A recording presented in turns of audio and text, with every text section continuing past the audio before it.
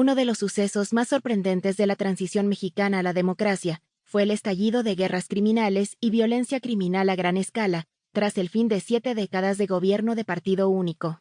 Bajo el régimen del Partido Revolucionario Institucional, PRI, varios cárteles de drogas coexistieron en paz relativa y llevaron a cabo sus actividades criminales sin conflictos entre sí y sin ninguna confrontación seria con el Estado. Pero cuando el país transitó a un régimen de competencia multipartidista, y los partidos de oposición lograron victorias sin precedentes en municipios y estados durante los años 90, y ganaron más tarde la presidencia en 2000, los cárteles iniciaron cruentas disputas por las lucrativas rutas de trasiego de droga. Como observó en su momento el periodista Jesús Blanco Ornelas, el primer conflicto bélico entre cárteles se desató en Tijuana, Baja California, donde, en la elección histórica de 1989, el PRI había perdido el control de un estado por primera vez en el siglo XX.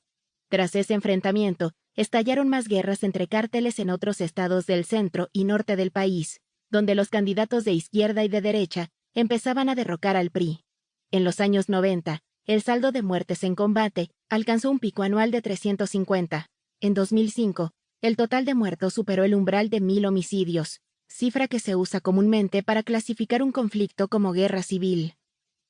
La consolidación de elecciones multipartidistas como único mecanismo para elegir y deponer gobernantes y para asignar el poder pacíficamente no trajo la estabilidad a México, sino que contribuyó a un aumento drástico en la violencia criminal. En 2006, a 6 años del inicio de la democracia, el presidente entrante, Felipe Calderón, del derechista Partido Acción Nacional, PAN, el partido que derrotó al PRI en 2000, declaró la guerra a los cárteles y desplegó al ejército en las regiones más conflictivas de México. La guerra contra las drogas y el brote de conflictos entre el Estado y los cárteles intensificó las disputas entre grupos criminales, y la narcoviolencia creció entre 5 y 6 veces durante ese sexenio. Según el conteo oficial del gobierno de Enrique Peña Nieto, entre 2006 y 2012, 70,000 mexicanos fueron asesinados en conflictos entre cárteles y el Estado. Es un total de muertes 4 veces más alto que la mediana de todas las guerras civiles de la segunda mitad del siglo XX.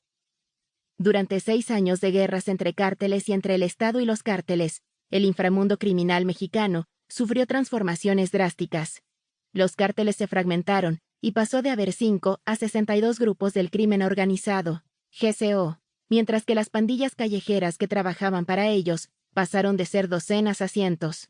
Estos grupos expandieron rápidamente su rango de actividades ilícitas más allá del narcotráfico, para entrar en nuevos mercados criminales, incluyendo la extracción ilegal de riqueza humana, por ejemplo, extorsión y secuestro, y de riqueza de recursos naturales, por ejemplo, saqueo ilícito de minas, bosques y refinerías de gas y petróleo. Como resultado de estos nuevos emprendimientos, los GCO ampliaron el perfil de las víctimas de sus ataques, que se limitaban a cárteles rivales e instituciones del Estado, para incluir a población civil ajena al conflicto.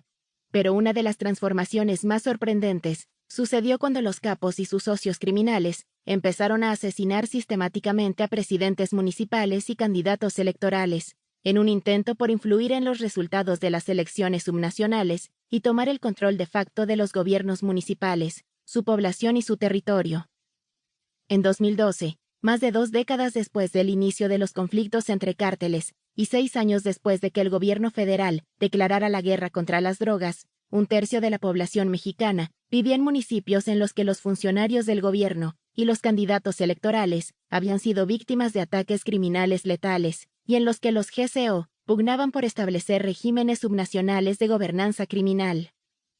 ¿Por qué entraron en guerra los cárteles cuando el país transitó de un gobierno de partido único a una democracia multipartidista? ¿Por qué se volvieron más intensas las guerras conforme los 31 estados y más de 2,400 municipios mexicanos se volvían más competitivos, la alternancia partidista se generalizaba y el poder en la federación estaba cada vez más descentralizado y fragmentado? ¿Por qué los cárteles y sus socios criminales lanzaron ataques letales contra funcionarios del gobierno locales y candidatos durante ciclos electorales? ¿Y por qué intentaron convertirse en gobernantes de facto de los municipios mexicanos y su población y territorio?